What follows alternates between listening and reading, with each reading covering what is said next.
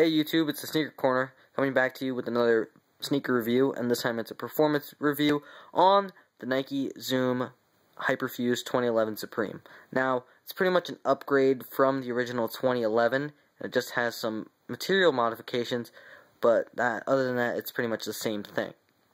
Now, I did get these back in May, and I've been using them all summer long, and now that it's kind of late, well, mid-October, I kind of want to just get the video review out of the way.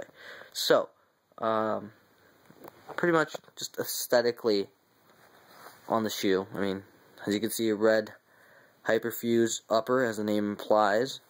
I'll just give you pretty much like maybe like a 360 here.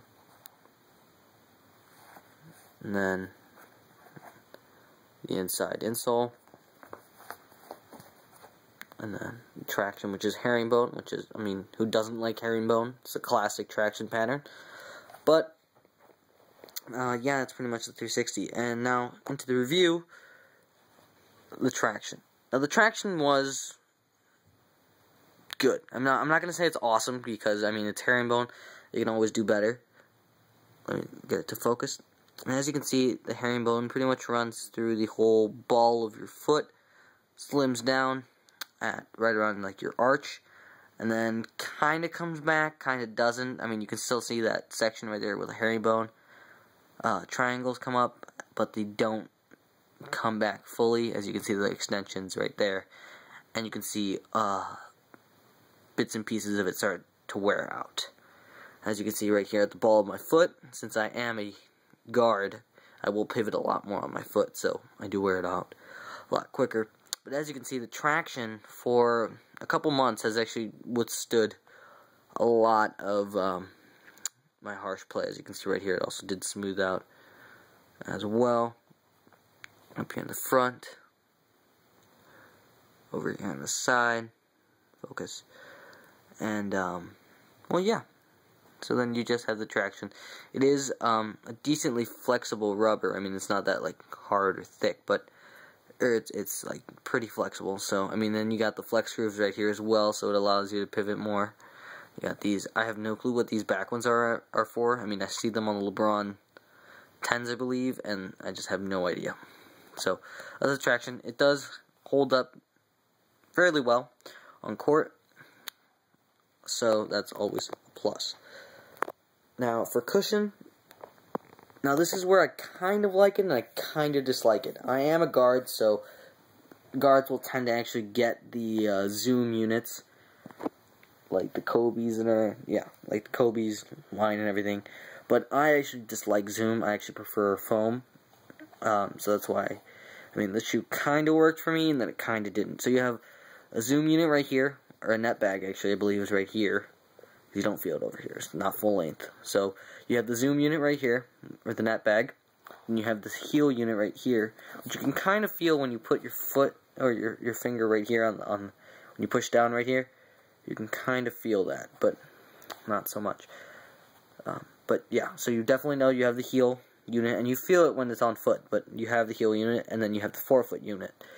And then on top of that, you also have this Phylon.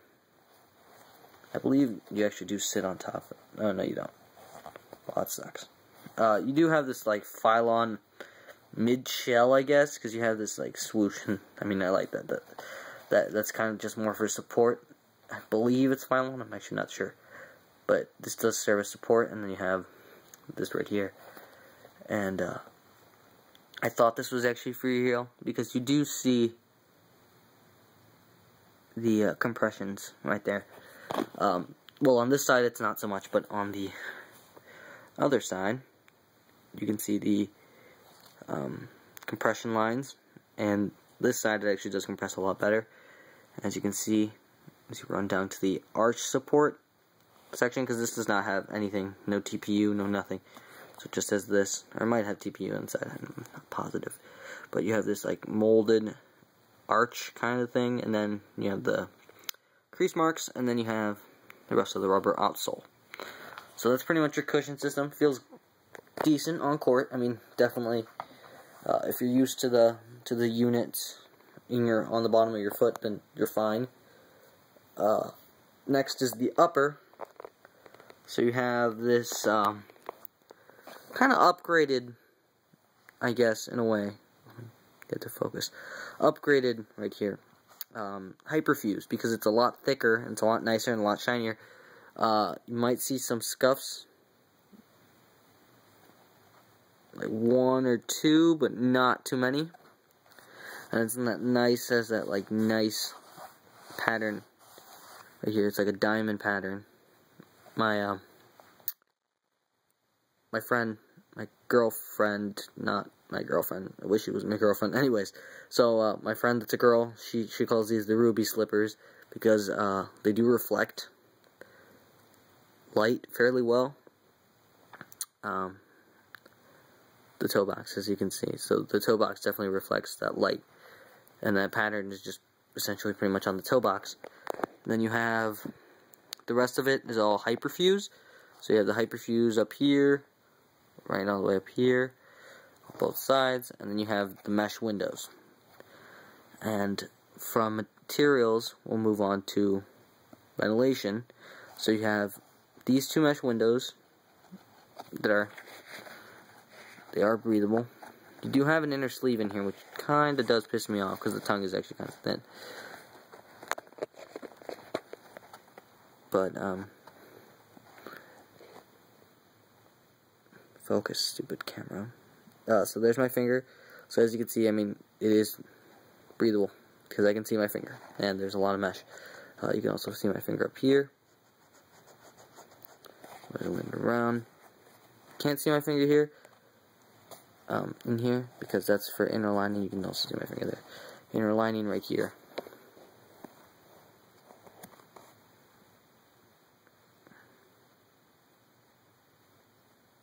Like so, and then you have these 2 mesh windows back here, and those I actually have no idea what they're for, but it's just a cool addition.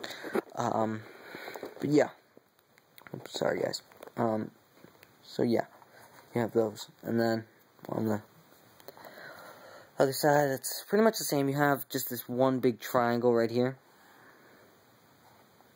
and then this other little triangle there, and the toe box, and it's all Hyperfuse.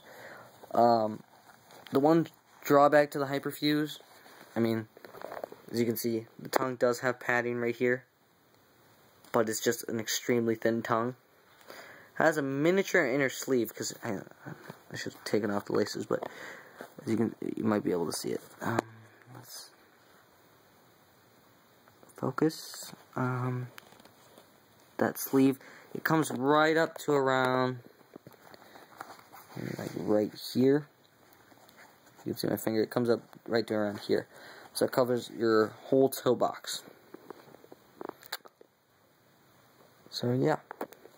Now, they fit true to size. I'm an 8.5. Sometimes they go up to a 9 depending on what the shoe is.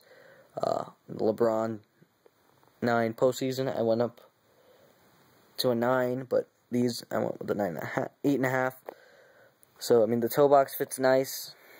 So just go they're true size. Just go true to size for the fit.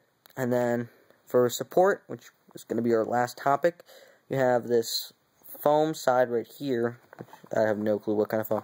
It's a nice semi-rigid foam. I mean, you can still push on it and like, play around with it. So for support, you pretty much have that, and the rest of the support pretty much comes from the fit. And your ankle support, I mean, this is a high. The ankle support comes from the back, or not the back, but like the ankle. These ankle little like pointy. I like to call them bat ears because they actually do look like Batman's ears. I'm just weird like that. Sorry, guys.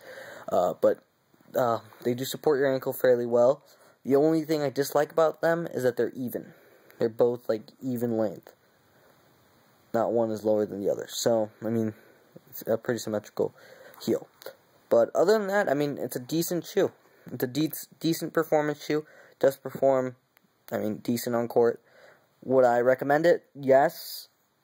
More to a guard, though. I mean, the cushion is, like, not good for a forward or a center, but, I mean, that's always up to you. It always depends on your playing style. So, I mean, that's always a topic. But, I mean, there you have it, guys. the Nike Zoom